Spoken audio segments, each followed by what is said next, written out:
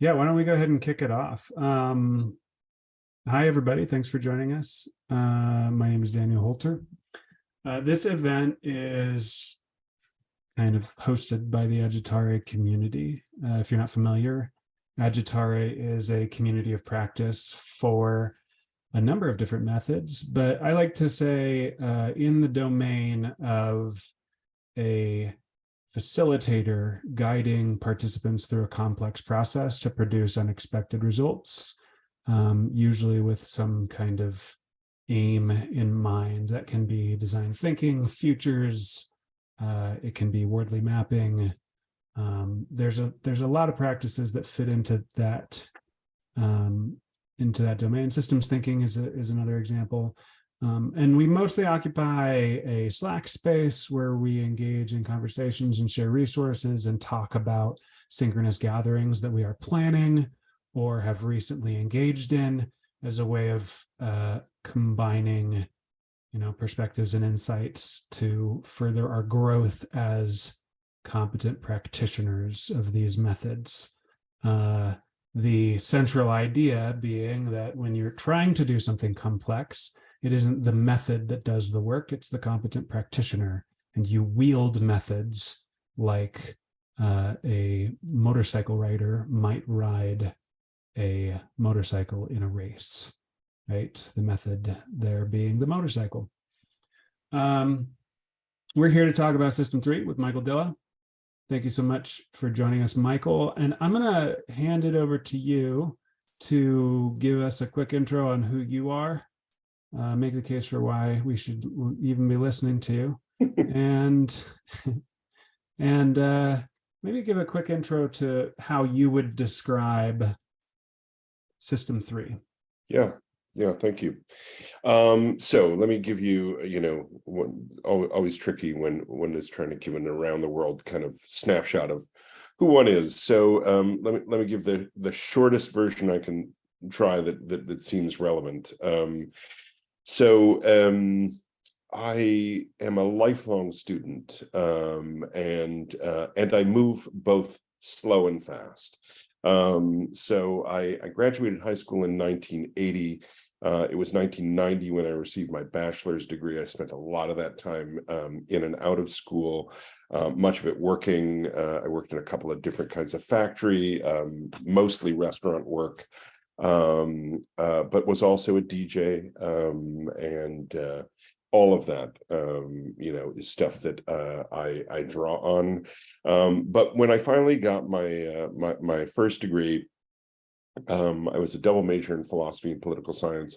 I decided along the way that I wanted to go to graduate school. So after having gone to finish my undergrad at a small Quaker school in Indiana called Earlham College, I came to Toronto to do graduate school in philosophy. I completed PhD work. I wrote and defended a dissertation.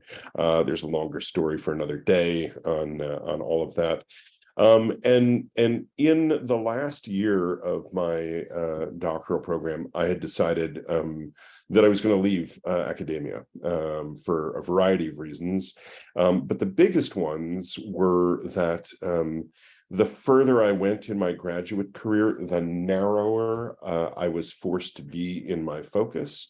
And that was really sort of against the grain for me. I have always been interested in and loved philosophy precisely because philosophers, in my experience, never decided that they were interested in this or that, but decided to be interested in everything at whatever point and whenever the spirit moved them. So after I left academia, I was looking for the door to the internet. This is 1996, so it was still pretty early.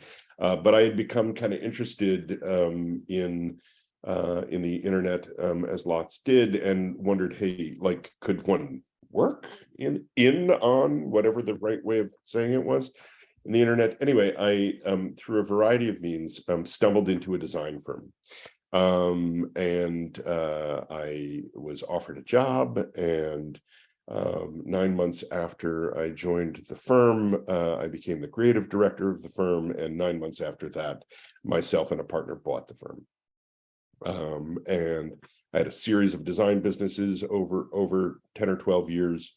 And then finally, I was invited to do a startup. A group of investors approached me with an existing company, an idea that was going nowhere, and asked me to take it over and do something different. So I've run 3 funded startups, played different roles in them. My last one was working with a veteran defense entrepreneur who actually came to me with a technology that had been used in Iraq, doing sensor fusion, that he was interested in seeing if we could adapt as a commercial product. We spent a couple of years finding out that no, we couldn't, but we had a very interesting couple of years. And a couple of years later, that same fellow reached out to me and was at the beginning of starting a new innovation unit in the Defense Department, which was then called MD5, is now called the National Security Innovation Network, or NSIN. I was one of the first few people at work in that outfit, and ended up spending 5 years there. So 5 years in the Defense Department, through which I came to know, many in the deaf community, including Morgan Plummer, who was my boss at Ensign, who folks in deaf know. Anyway, so that's basically the trajectory of the experience: design, startups, defense. And now here I am trying to make sense of it all. And that gets us to System 3. So let me take a breath and a pause. Anything you want to pick on or pull on there, Daniel, or do you want me to go straight into the System 3 thing? Well, being philosophy, design, academia, and startups, and then defense, those are like all the boxes I would recommend people check in order to have the experiential education in sense making, I guess is what I would say, because you've got the physical, the metaphysical, right? You've got them all basically covered there. Yeah, it's been an interesting tour. I mean, I joke to people about the linearity of my career trajectory, but in a strange way, it does all fit. It does all make sense. And so System 3 is part of that sense making. So let me talk a little bit about it. Let me talk a little bit about how it literally came into my head, because I was in a conversation with a friend who was talking about short and long-term thinking. He was complaining about short-term thinking and short-termism, which is certainly a valid complaint. But I'm always uncomfortable in binaries. I'm always uncomfortable with like the idea that we should be tilting toward one side of the either or. And so I was thinking about it, and I was thinking about, ways of reconciling or accepting the tension between short and long term. And for some reason, Fast and Slow came into my head, and Kahneman came into my head. And so I started thinking about Fast and Slow, and then I started thinking about something that John Morley, who's with us today, knows, that I spent a good deal of time last year with John and a handful of others, thinking and talking about intelligence and conversation. And for a while, a group of us were talking about what it might look like to build an AI that could participate in human conversation. I want to stress that what we did not have in mind was ChatGPT, and what we did not have in mind is what people call conversational AI, which is a label I really hate, but we can come back to that. But really the idea was, or the question was, could we imagine and perhaps even build an AI that could listen in on human conversations and help the humans in those conversations do better, both as individuals and as groups. So suffice it to say that for a variety of reasons, I abandoned that as a startup idea, but the thinking stuck with me, and conversation has been something like in my professional life and in my avocational life in a big way for a long time, and I had also thought for a long time about what happens or can happen in conversation, and something emergent that can happen in conversation. Not, funny enough, the experience, in some of the stuff that I've written, the experience is characterized in part by what we know as flow from Csikszentmihalyi, but the point of the flow is not the experience. Flow is the state. The emergent thing, in my view, is what happens when a group of people enter that state together, however they do it. Something becomes possible, and in lucky cases, actual, when people with minds get connected in that state. And the first time, the first time it happened, for me in a retreat setting was back in 2006, the first gathering of a community that has existed ever since, called Overlap. And it felt like a miraculous experience. And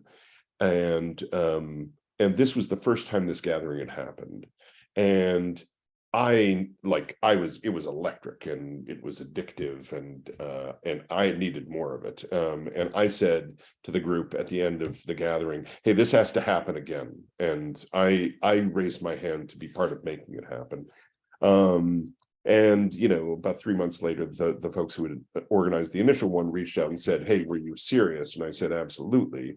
And then all of a sudden I realized that I bought myself the problem of figuring out, hey, that magic thing, can you make that happen? Yeah, how do you create it now? Is that just amazing good luck? Yeah. And I discovered that indeed you can make it happen. You can design for that.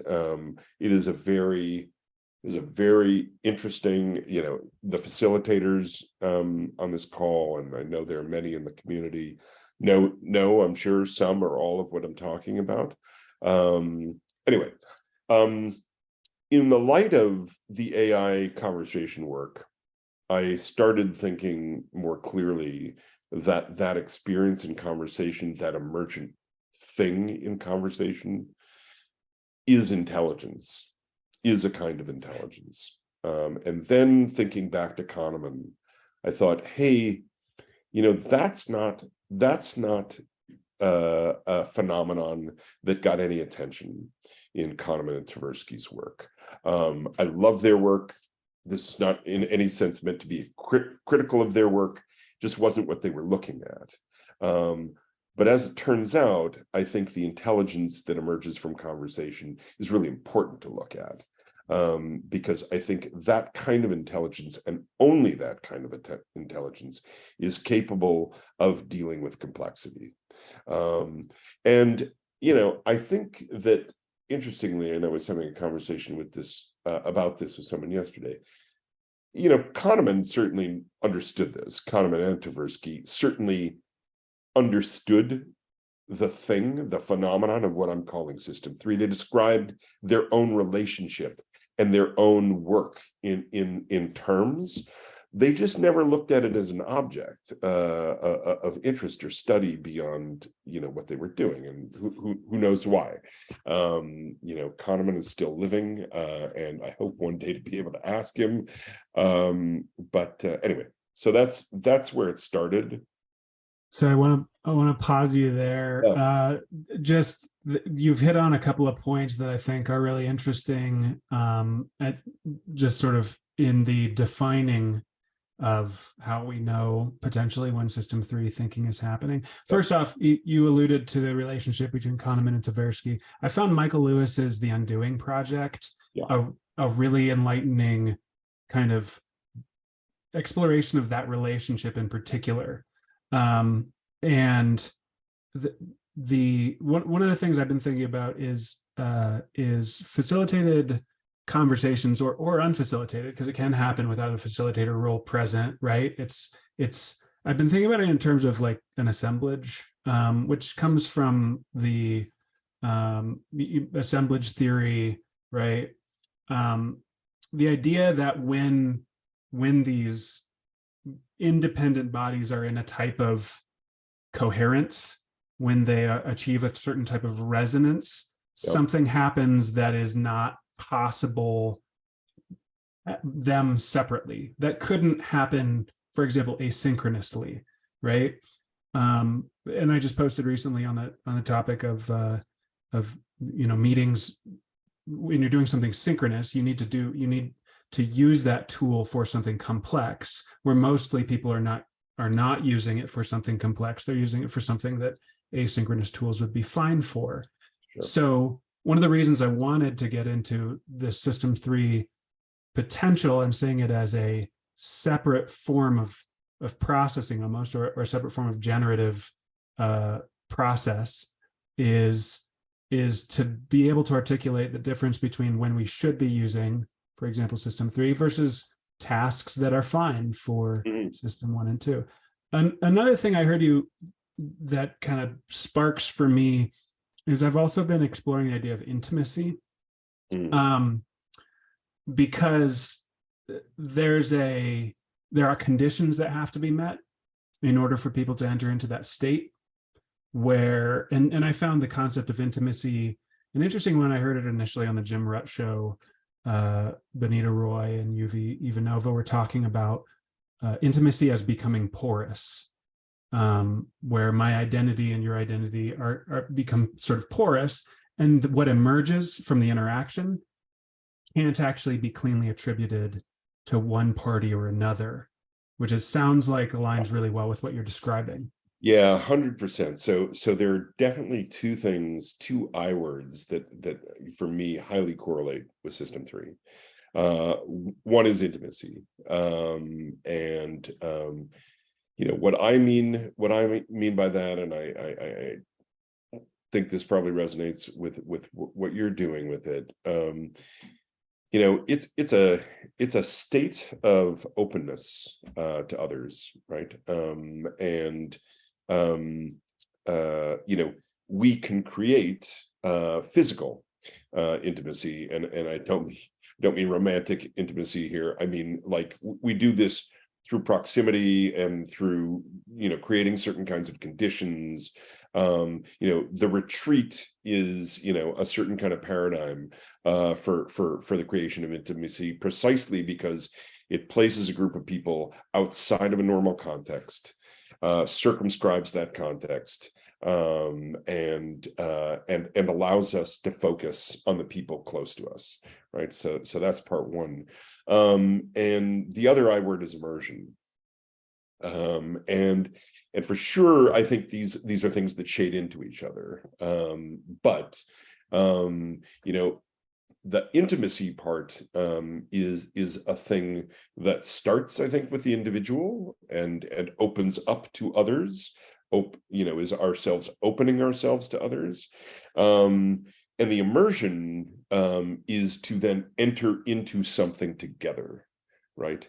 And to allow that thing to be the greater thing than any of us individually, right? And again, there's the flow, the metaphor, which flow is a good description for, that I've always had in my head, is the conversation when you really are immersed in a conversation, and that's a phrase we use, right? To be immersed in a conversation, is to be being in the flow of a river together, right? The river is the conversation. The river is carrying us, right? And it's important to let yourself be carried by it, right? And it is the thing that that we navigate together. It is the common experience in which we are immersed in and are making together, right? So yeah, for sure. Does that make sense? Absolutely. Yeah. I haven't gotten very far into I don't know if you've explored assemblage theory at all, but there's this really interesting, it's Deleuze and Guattari, but also followed by Manuel Delanda. And what they refer to is, I actually just read a paper that says that arrangement is a better way of understanding it, because instead of it being a machine, where the parts are kind of subsumed into the machine, an assemblage is an arrangement of things in such a way that they create a resonant sort of effect. Yeah.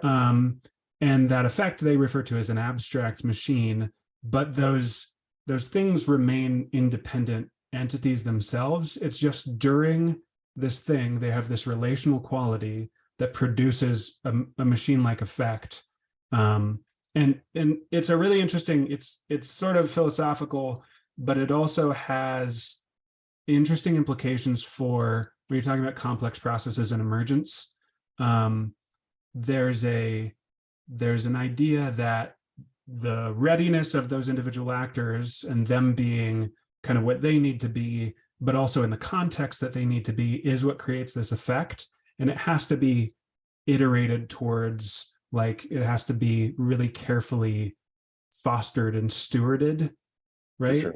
Which is where the facilitation aspect comes in for me. And also the differentiation between effects that you create through a series of rigid steps, like you see with the over commodification, the over mechanization of things like design thinking, or the over mechanization of any design paradigm, versus a competent practitioner stewarding those effects in a really, careful, interactive way, right? Yeah. And that all seems super relevant. Sorry, I feel like I'm taking you off track, but No. Yeah, go ahead. I've got some stuff. I prepared some stuff which I hope will foster both the discussion and the conversation, but also help us do a little work in terms of getting into the same place. So getting into a system 3 groove together. So this first thing I want to do with folks, I'm calling shared experience, and let's call this immersion as a gateway. And I want to credit this. I got this this exercise from a guy named James Steele, who's recently written a book called Superhuman. He describes an activity and 5 things about that activity. I'm going to do the same. I'll describe each of the 5 things. And I want you to try to think as we go what the activity is that these things are true of. Okay. So the first thing is that the activity delivers a positive uplift to our mood. Okay, I mean, lots of things that could do that, I'm sure. Perhaps a couple spring readily to mind for you. Okay. It also calms the heart rate and reduces stress.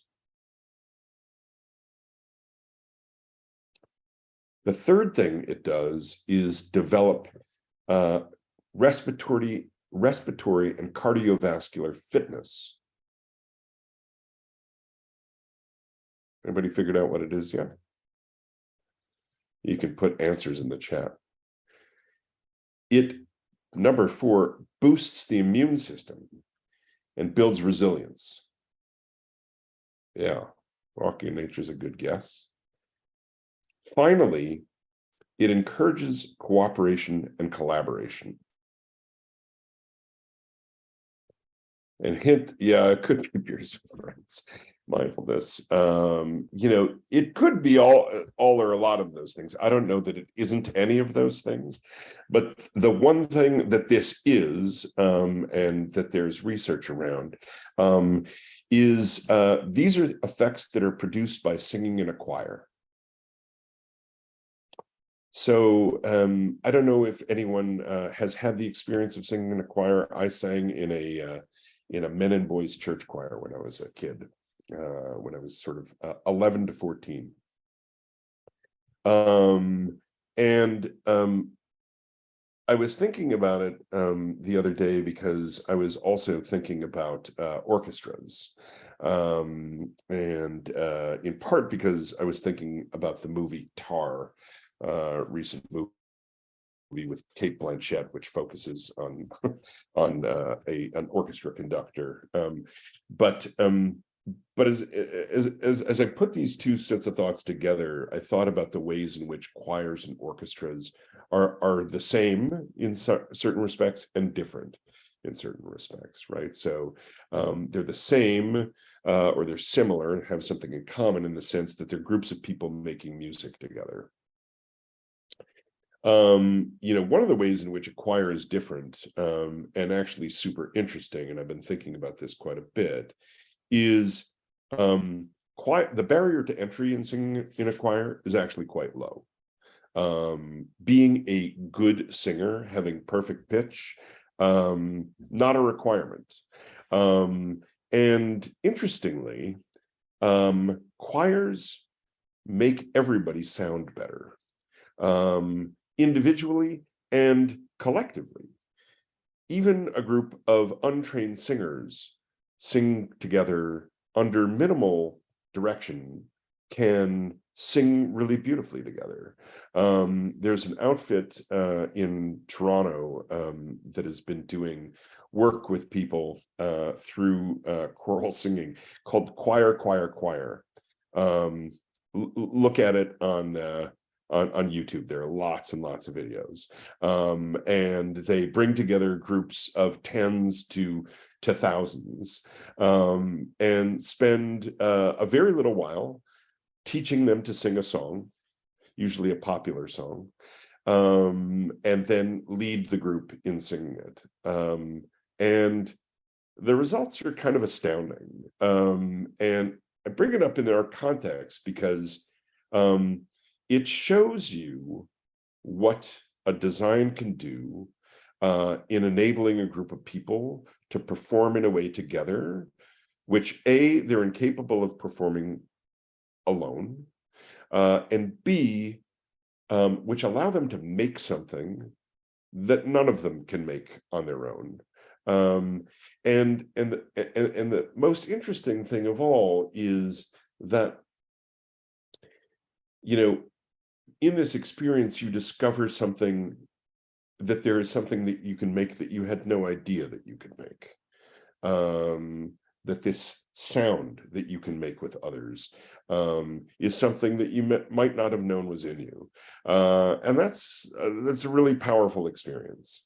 The contrast to orchestras, of course, orchestras are groups of people playing instruments, and instruments that are very difficult to make sound good if you are inexpert at them. So the barrier to entry in performing in an orchestra is quite different, right? But like a choir, the direction of the group of people really matters. So some kind of leadership really matters. But also in both cases, the design of the collaboration really matters.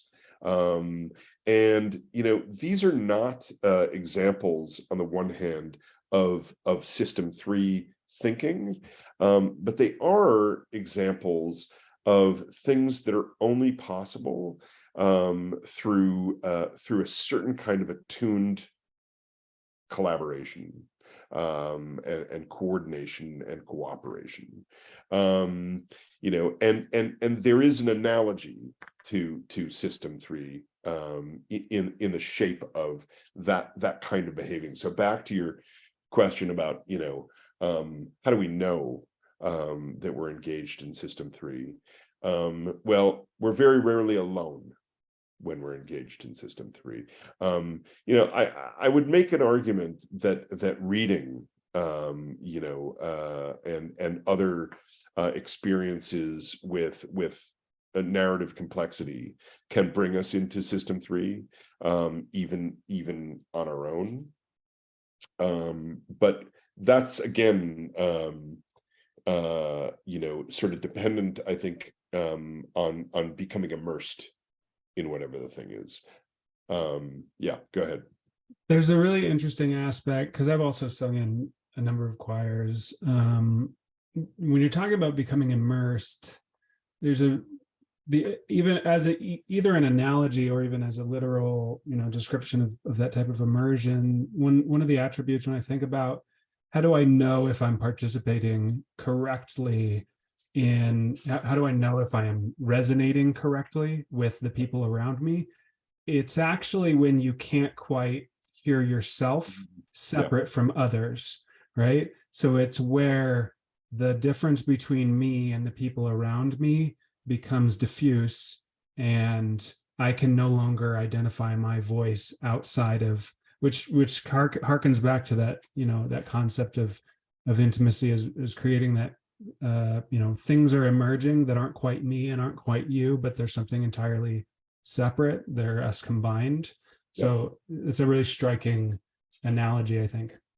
Yeah, and I think and there are a lot of things that, and I've just started toying with this optic. But one of the things, apart from all of the things that you, I think, rightly just mentioned, is these are arrangements or designs for making something together, right? Which again, is consonant for me with system 3. One cannot use system 3 except with others in some form or fashion, and therefore, we're always using it to make something that in some sense belongs to no one. And that's another, I think, really important aspect of knowing if you're in system 3. Somebody asked me the other day, in conversation as an example, how do you know that we're not just, as I might be sadly in this particular instance, just talking to people, right? And to a certain extent, that is what we're stuck in at the moment, right? Most people at the moment are in a listening mode rather than a conversational mode. What's the difference? How do we know the difference between that and a conversation? Well, I mean, we all know the difference between a lecture and a conversation, for example, right? And in a lecture, right, especially all too often an academic lecture, there's no place for you. Right? There's only a place for the lecturer. There's only a place for you as a listener, right? There's no place for you as an active participant. There's no place for you to add to what's being said. And look, I mean, sometimes listening is valuable and important because somebody has something special to say, and it's worth our attending to their saying it. For me, it's always, I mean, in direct proportion to the value for me of what might be said by a speaker, is my desire to engage with it. So it's always deeply frustrating to listen to somebody who's saying something interesting that you can't take part in. So hopefully in short order we'll cure, if any of what I'm saying is interesting, we'll cure ourselves a part of that and let others have a turn at talking. So there's this, it's funny you bring up conversation and it, not necessarily creating those conditions. There was a phenomenon that I was exploring a little bit. I called it dog stories because I watched people have these conversations where it was like parallel play. in childhood development, where it seemed like these people were having a conversation in parallel, but they weren't having it with one another. Yeah. There was the sharing of information, but there wasn't really the absorbing. And you see this in what I call dog story conversations really frequently, because it's like when people are talking about their dogs, one person will say, my dog does this, and another person will say, oh, my dog does this. And the first person will say, well, my dog does something similar, it just does this. They're swapping back and forth, but they're not really moving forward anywhere. They're not like synthesizing that information into a coherent new piece of information, right? Yeah. Austin Wiggins and I did some research on the subject of meeting design, and we decided that this dog story mode was a social mode. And what happens next is when, probably what you describe as system 3, is when mental models start being updated. Yeah. And once mental models start being updated, either we're creating a shared mental model or you're affecting my mental model and it's changing what I'm communicating. That's when you've stepped up into a new mode of both constraint and enablement, because that mental model now constrains what I'm going to say next, but it enables me to build, right? Yeah. Yeah, for sure. Let me offer one more thing, and then let me suggest that we get into a conversational mode. I've been thinking a lot about movies. I love movies. I've been watching a lot of good ones lately, and a lot of kind of difficult ones, where there's lots to struggle with in terms of what they're about, what they're about, and frankly figuring out what they're about, and grappling with the complexity in the story. So everybody's watched movies, I'm going to presume, on the call, so we all have that experience in common, and so I wanted to sort of use the varieties of experience around watching a movie, to just sort of offer one more sort of approach to a taxonomy, for systems 1, 2, and 3. So, we can all imagine watching a film. It's best to imagine a film that really mattered to you, that you got involved in. So, as we watch the film, we react to it, right? We take it in, we see it, we hear it, and it makes us think and feel any number of things, right? And also along the way, we'll hit things that catch us up. Maybe something that we didn't quite hear or didn't quite understand in the quickness of the action, and so now we're pausing and struggling to make sense of that thing, so we place it in the context of the story that we're trying to follow, so that we keep following the plot. And finally is the part that comes necessarily, at least in my universe, after we watch the movie, which is talking about the movie, right? I used to love going to the movies with friends when we were in grad school, and going out after and then having the big conversation about the movie. It's a social circumstance. I like to think that that's still happening places. I think it probably looks different than it used to, but we do still talk about movies that we've seen with different groups of people. I've been talking about a couple of movies with groups of people I was traveling last week, and I talked with people, every point in the day about these couple of movies I had seen. That last thing, right? That conversational thing, and having conversation about the material and the themes and particular scenes and the meaning and so on. That's super important and rich, right? So in all of that, right, is the architecture of the layers of systems 1, 2, and 3, right? The first one being perception, right? Taking it in through our senses. That's system 1. It's direct, it's automatic. Then there's reflection, where we're thinking about, like, hey, what did I just see, and where does that fit in the story, and who is that character again? This is effortful and deliberate, and this is what Kahneman describes as system 2.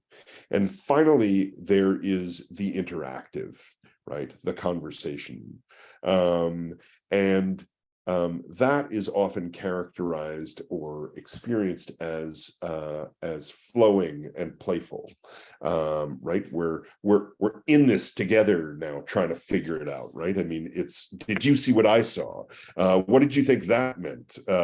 What about that? That character, and that last thing, the engagement of system 3. That's why people make movies, right? For us to have those conversations. Like, movies are not for system 1 and 2. That's not why people make movies. It's not why people make art. It's not why people write books, right? They make them to activate system 3. So for what? What's that for? What do we get out of it? This is just the last thing I'll say. This is something that I'm also thinking a lot about. System 1 and 2 are often described as things that make sense to think of as evolutionarily selected. They advantage us for survival in particular ways. I think the theory of evolution is great. I am not anti-evolution, but I think that evolution as a theory doesn't explain all kinds of things, and some of the most important things in our lives that there are to understand. I think evolution has very little to say about why it's important to listen to music or watch films or read books. But we do these things, and part of my project to understand system 3 is understanding why we spend so much time with things that at some level of understanding aren't necessary. Certainly not necessary to our survival understood in narrow terms. So I'm going to leave that part there. But I would love to hear questions from people, either from anything that we've talked about so far in a day, or anything, folks that have read any of the pieces and may have come to the conversation with questions. Love to have a conversation with you.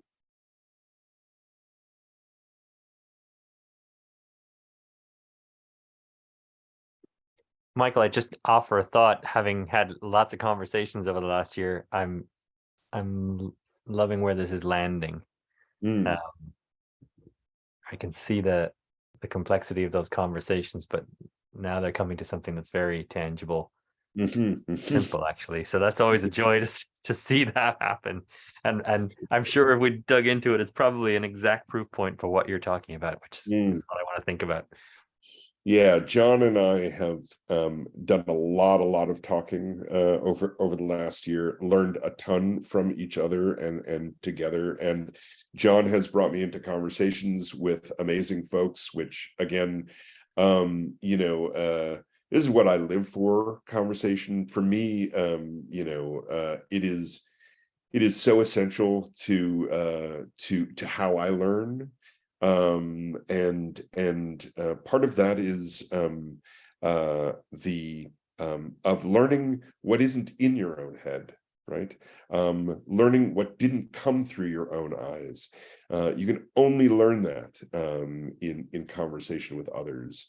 And so, I mean, one of the things that I'll just drop for later further discussion, one of the things that I hope for system 3 is that it also points to why diversity is so necessary and important to so many of the conversations that we struggle to have, and why the lack of it will keep us from being able to cope with and navigate important kinds of complexity.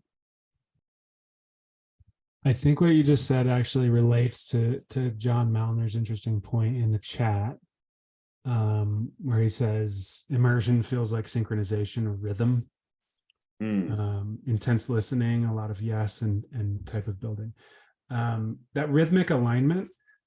So weirdly, that reminds me of a concept that I've been exploring, which is very much still in its infancy as far as my grasp of it. But I've been thinking about social systems as respiratory systems. And I got this idea from reading The Dawn of Everything by David Wengrow and David Graeber, a really interesting book. But they talk about society at the scale of civilizations basically moving in respiratory patterns. They don't use that language, but they're talking about how I actually initially came from Adam Kahane's book, Facilitating Breakthrough. He talks about different types of facilitation and alternating between them, because one type it has a lot of positives, but it also builds up negatives as you go. It's like an authoritarian mode of facilitation that prioritizes the larger goal. It builds up this negative, which is the lack of representation of each individual participant's goal for being there. So then when you've built up too much of that negative, you switch to the different mode, which is the horizontal mode, which prioritizes the individual goals and puts the larger central goal secondary. And that has positives that accumulate, but also it builds up negatives, which is, the diffraction, the separation, right, of the group. They're not working for the same thing. So this idea of social systems as respiratory has been kind of put in my head. So when you're talking about this immersion as synchronized and rhythmic, as well as Michael, your point just now of the importance of diversity, there's a really negative type of resonance that I think can build up when you have a heterogeneity,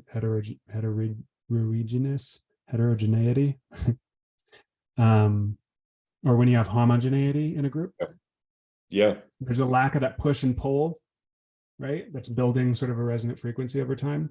And that's why you need heterogeneity.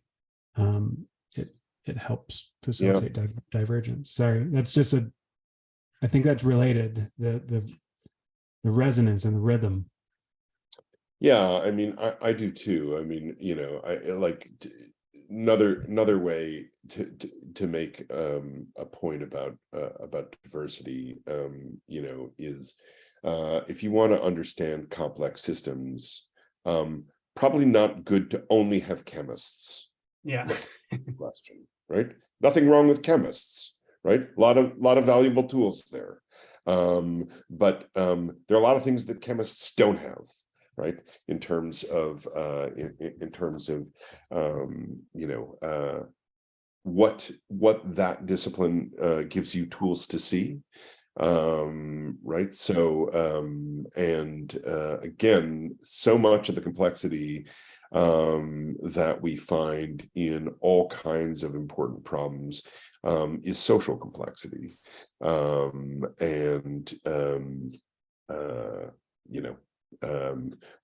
we not only need the diversity of input, experience, optic, right? Thinking together is how we change what we see and what we can see, right? It's not just about world understanding. So it's not just about sense making. It's also about world building, right? It turns out like my PhD work was very much looking at how communities of practice, specifically communities of practice in various areas of science and in law, use both ideas and conversation to create the world in which they all do their work, right? The work itself is a conversation. There's a film I just rewatched yesterday, which is an amazing document and an amazing tool for seeing system in a certain way. But it's the documentary called Particle Fever, which is about the community, scientific community in fundamental physics, that's sort of centered around the Large Hadron Collider in Switzerland at CERN. And watching that film, like, it's unmistakable the fact that what's at work here is a community, and that the medium through which they do their work is the medium of conversation, right? There are other things that facilitate the conversation, from instruments to other kinds of technology to circulate the conversation, but conversation is the medium.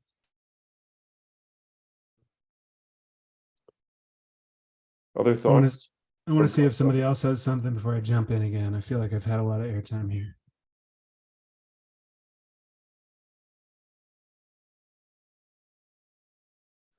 I think so. One thing, Jacob's been in more positions in this call than anybody else, so he needs some kind of a prize.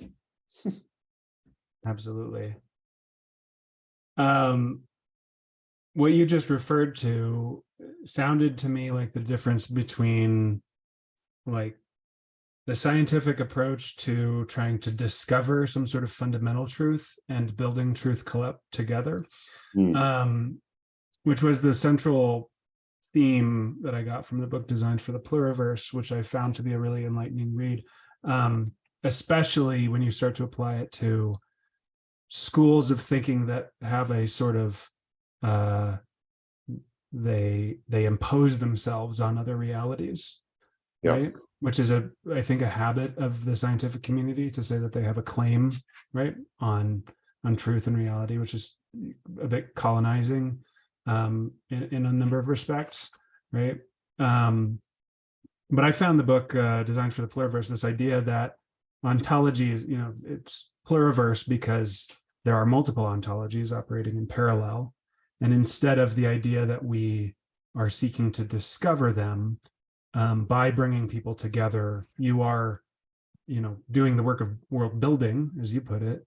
You are generating, and I think this is especially true when you're talking about social systems, because social, I say this as somebody, sociology is my field of study. The laws of society are very much imagined, right? And they're shared illusions in a lot of ways. Yep. They may be based on biological realities in some cases. It's reasonable to say that our brains do have, we've arrived at some amount of convergence in that, but there's also significant difference, and it can't be really cleanly captured by science. And so the ideal way forward in building social systems is to allow the lived experience of multiple participants to inform our ontologies, right? Yeah. I mean, I think in step with that, I think it's really important. Another aspect of diversity is the recognition that we don't live in a world. We live in worlds. And those worlds are created by language and culture and communities, and some of them are for quite particular things, right? It's one of the worst mistakes in so-called Western society that we have put on a pedestal science and its pursuit of, quote, facts and truth. the people who talk the least about facts and truth are scientists. These are not words that are part of the furniture of their everyday talk. In part because they're much more well aware than we who stand outside of science and admire, what science does. The provisional nature of what they're looking at, of what they understand, of how they understand. And I think, and again, the particle fever, I think, is a really great sort of document of this, both about the way people talk and about what they talk about.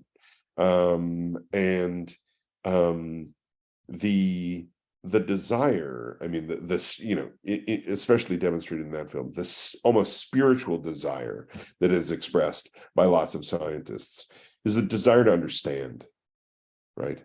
I think that's a desire that we find in all human seeking, right?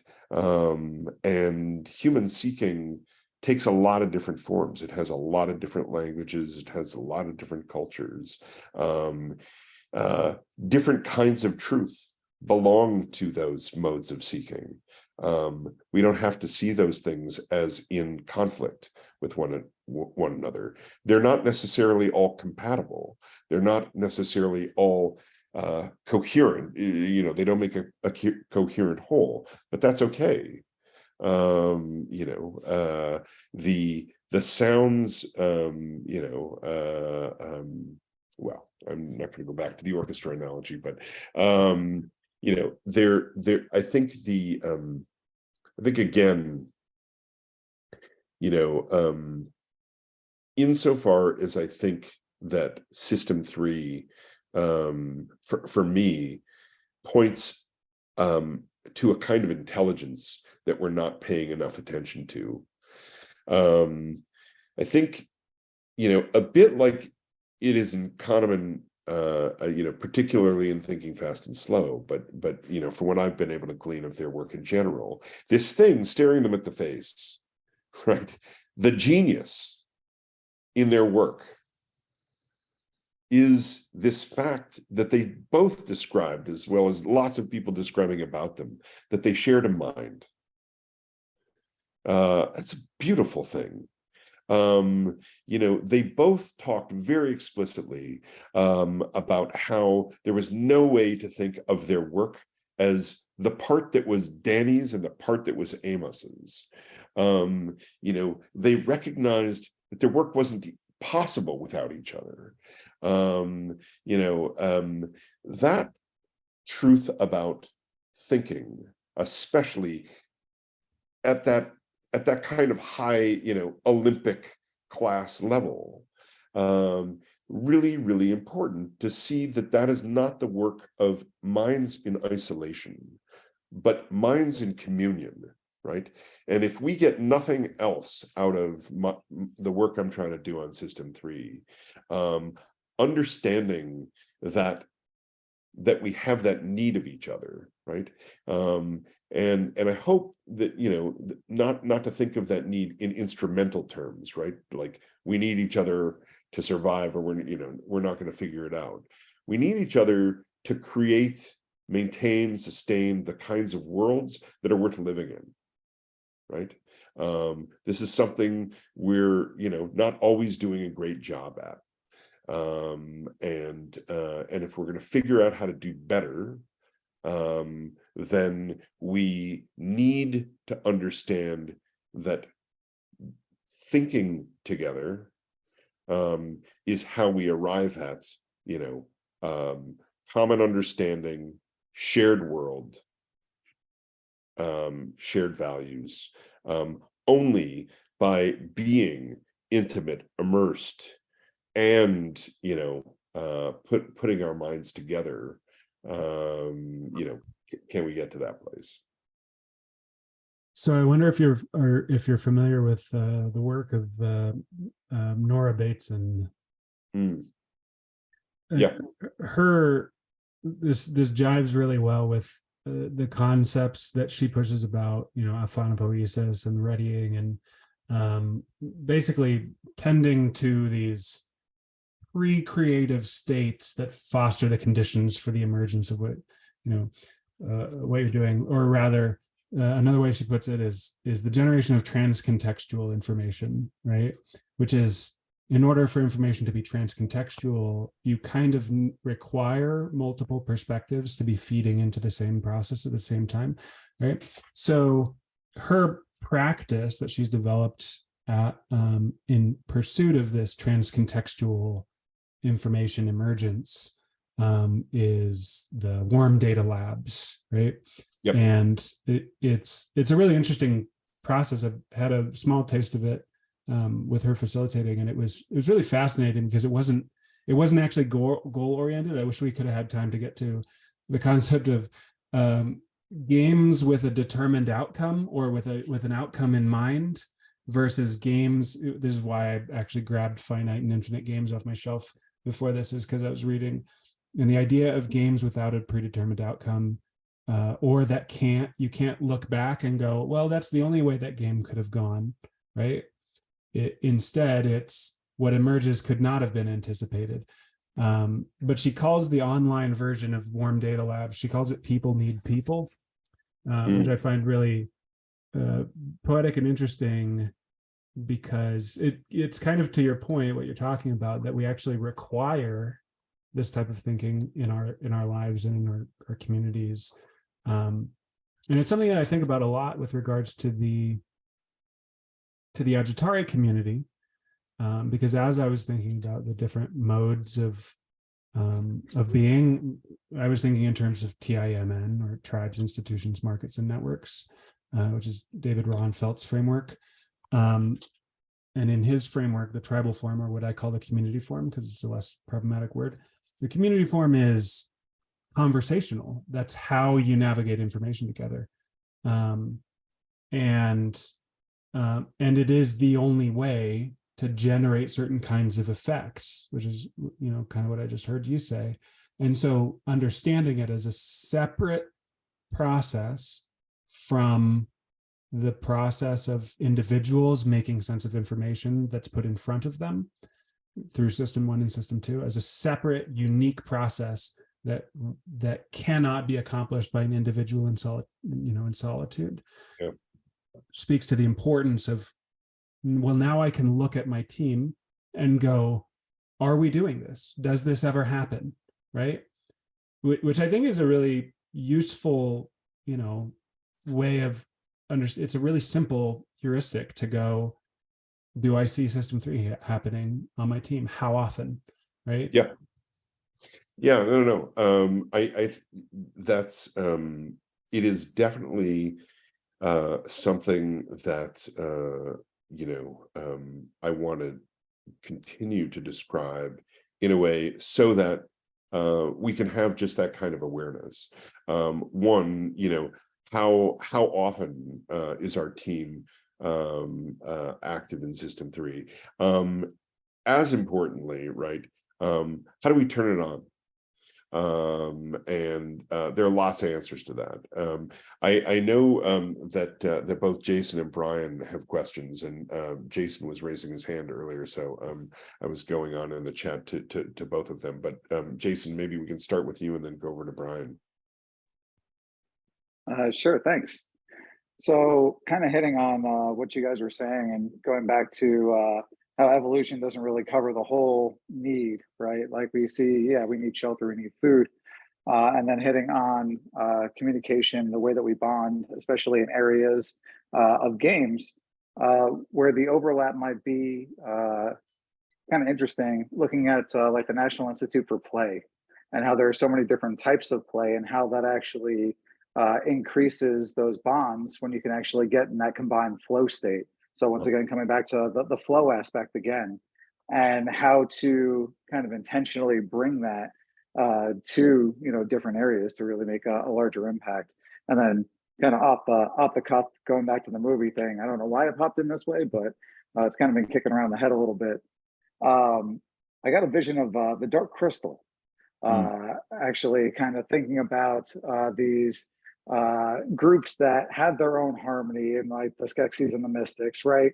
So they can create things that are more than themselves, but they've still lost something, and they still need that facilitation to kind of bring things together. So I kind of weaving my own little story, like through this other sub story, coming through it with a little movie reference. So I just want to appreciate kind of float that out there at the same time. Appreciate that. I think the game thing is something that I've sort of barely scratched the surface of. I think there are a bunch of people who've done work on games, studied games, and it's probably Jane McGonigal who sort of first made me aware that when people are playing, there's a strong analogy that there's a kind of effort, a kind of immersion, a kind of games put people in a really powerful state. And some of that is well, it's good that people get into that state at all. But what almost never puts people in that state? Work. And what's problematic about that is that when people get into those states, all kinds of competencies become available that aren't otherwise. Competencies of attention and attunement, empathy, and so on. And we have designed work to make a lot of those things very unlikely, if not impossible. And so, I mean, lots of people have said far better than I have that there's something to learn from games and play in terms of the context of work. But the big one, that I'm still sort of sorting through with System 3 is that the things that I see happening in thought, in what I call System 3, feel like and look like what happened when people play really well together. Again, players don't think in a normal way when they're playing, physical players, but they do things together which are extraordinary, right? And there's an analogy just as there is to the playing of music, to the playing of physical games, to the things that we do together or can do together in groups when we're in conversation. And the things that make conversation playful, game-like, flowing, are similar, I think, to the things that create those effects. Like there are crossovers to learn from in the practices of play, both of games and of music, for example. So yeah, appreciate all that. Thanks, Jason. Brian.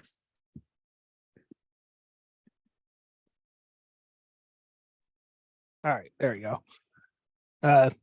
Yeah, to recall my question, I guess, with your experience in artificial intelligence, I thought you would have a very interesting perspective on if artificial intelligence could ever become a participant in Systems 3 kind of thinking conversation. Yeah. So I don't know the answer to that question. I'm fascinated by the possibility. So here's what for sure I believe. I believe that no kind of technology we have is capable of participating in the same way as other human participants. There's no machine capable, right, of doing that, because machines don't feel or understand, right? Yeah. They follow pattern. They can do it, as we all know, in like super interesting and compelling ways. The thing that I was really curious about and remain really curious about, and I think there's something to learn about System 3 as much as there is to learn something about AI here. The first thing I was interested in was, and you know, Daniel, this goes back to, you know, you're thinking about meetings. I was interested in looking at meetings as a context, in part because, like, we have lots of them, right? So just start imagining the meetings that we have as a possible data set, right? And a possible massive and growing library of pattern. And think about what might be possible if we could use those human conversations and the human participation in those conversations to train an AI to be sensitive to certain kinds of patterns. One of the things that we know, for example, bye, Jason, so you have to split, thanks, is that our biases,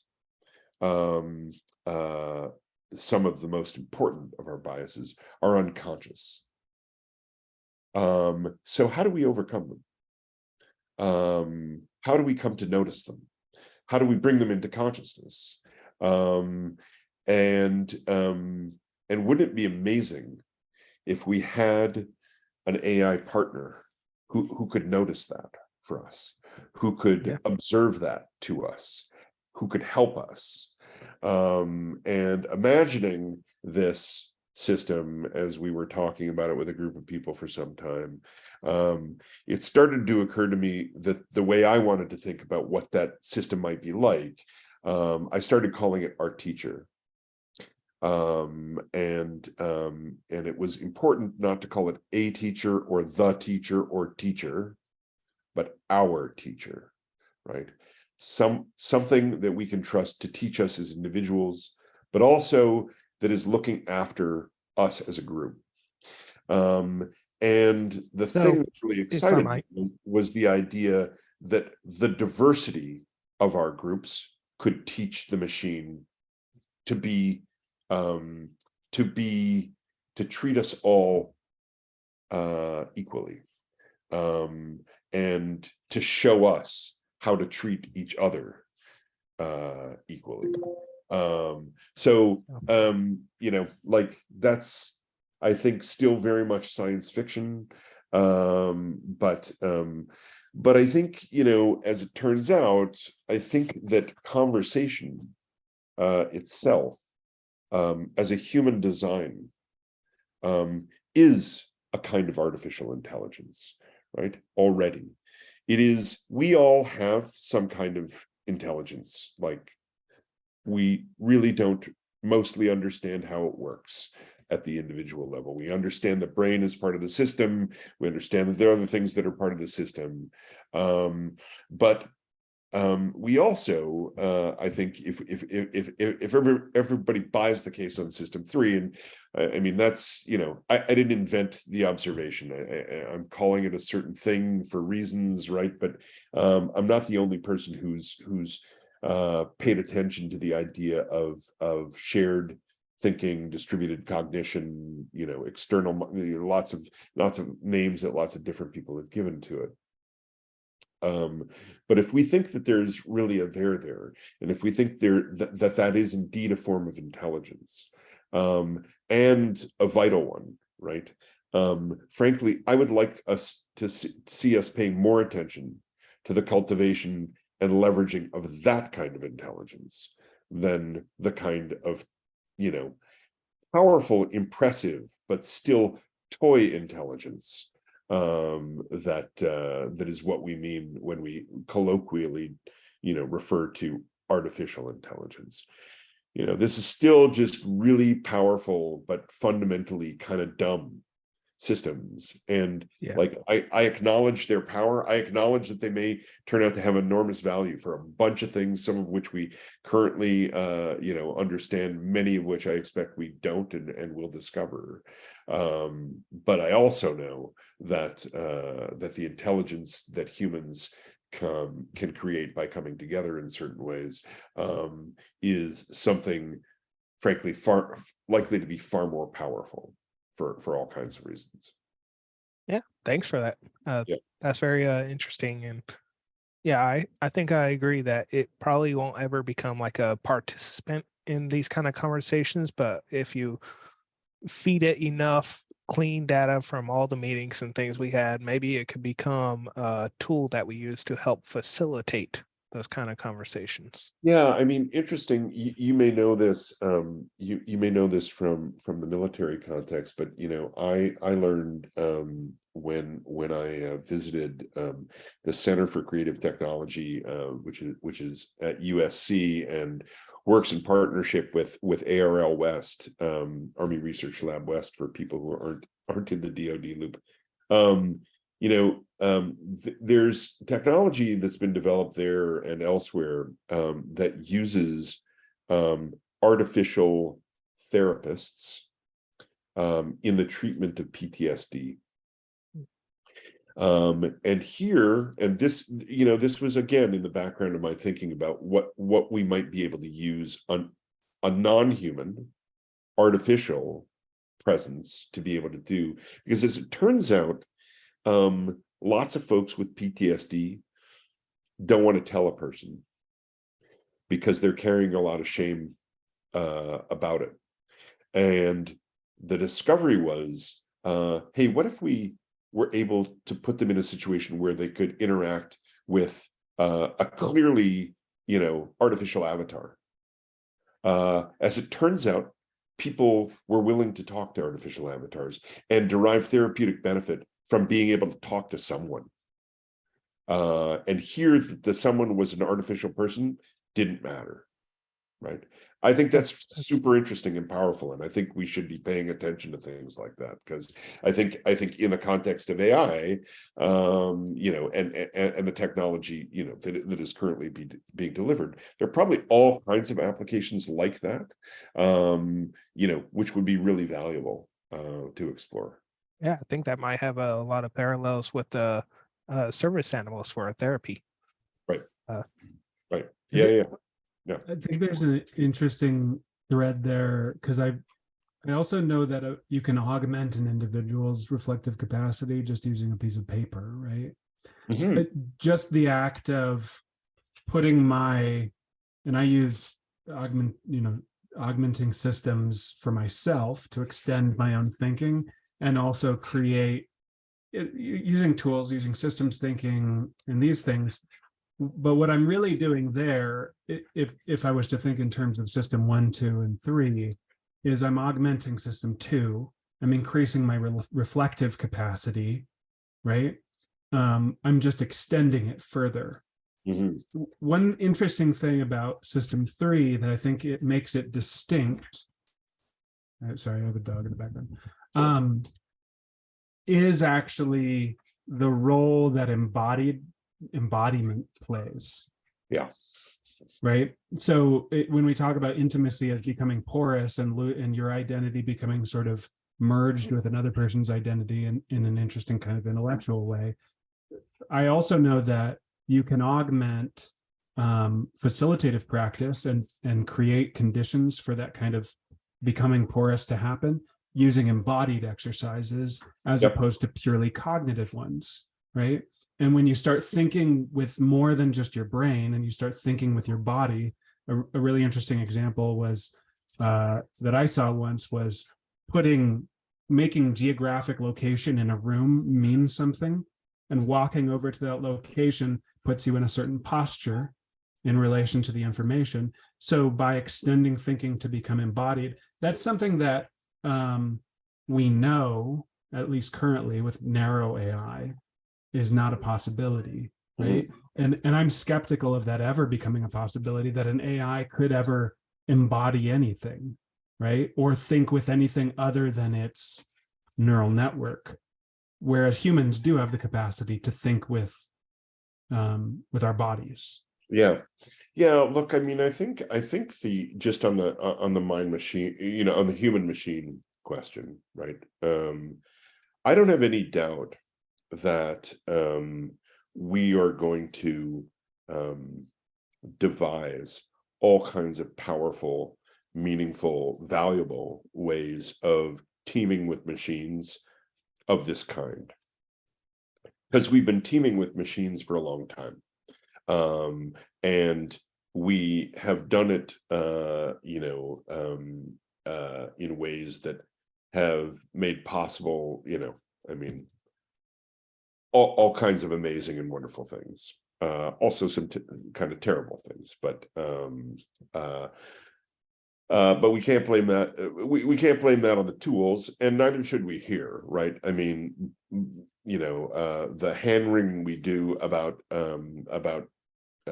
machine intelligence, as again we, I think, wrongly call it, at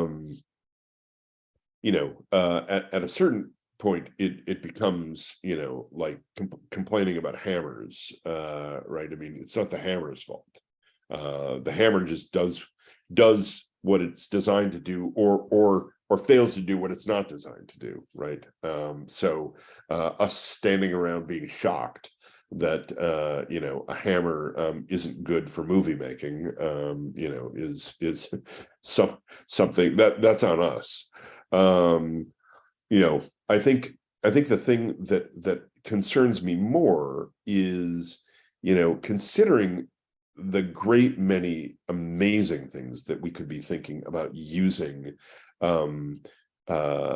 systems that are incredibly good at pattern recognition, that can do pattern recognition on massive data sets, that we aren't spending more of our time not figuring out how to use that to deliver better ads, or how to make search better, aka how to deliver better ads. We get what you pay for, and one of my favorite sayings that I heard in the last number of years was, you play stupid games, you get stupid prizes. I'd like to see us stop playing stupid games with this powerful and compelling technology, but I think we're stuck at the stupid game stage, and maybe that's a necessary stage in the development of any new technology, and perhaps more innocently and empathetically, when we discover new technology, first thing to do is play with it. And play with it in many kind of ways, especially a technology that's clearly so plastic, right? In the sense that, there literally probably an infinity of things that it could be used for, and so maybe I should be, and maybe we should all be, a little bit more empathetic and patient about the fact that we're not figuring out how to do anything really, really important with it yet.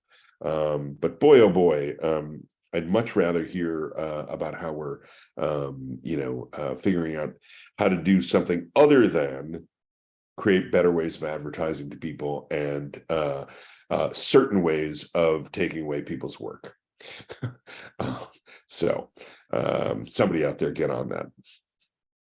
Well, we are at time. We are at our 90 minutes. So I just want to thank you so much for taking the time to share your thinking on this, and allow me to, kind of jump in and stomp around in your playground a little bit. Oh, my pleasure. My pleasure. Thanks for the opportunity. If you have not read Michael's content on System 3, I want to say there's now 6 or 7 articles on Medium. Yeah. Yep. That cover different aspects, many of which we did not get to, and many that kind of reveal the implications for various domains. So highly worthwhile. I've been sharing your stuff like crazy in the Agitari Slack spaces, but looking forward to following along. And again, thanks so much. And the video will be available for the community here in probably the next couple of days. Yeah, thanks, Daniel. Thanks to all of you. I mean, honestly, like I write in order to be able to talk with others about the things I'm thinking about. So this is incredibly valuable, the opportunity to talk with you all. And please, continue to poke at it and poke at me online. Always on the other end of the stick. Absolutely. Well, thanks so much. And thank you everybody for joining us. Thanks all. Have a good one. Take care.